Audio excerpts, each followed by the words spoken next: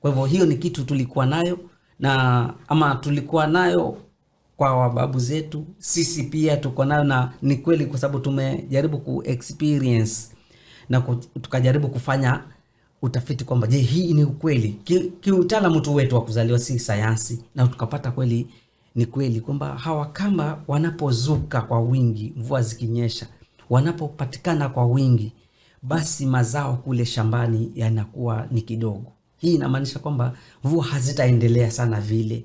Sasa ikawa ni hiyo, ni ile elimu sasa ya kuzaliwa nayo, tukajaribu kuichunguza, tukaipata hiyo ni kweli. Okay. Inawasaidia vipi pengine katika kuhifadhi na pia katika, kwa sababu kumekuwa na tuseme si mtafaruku lakini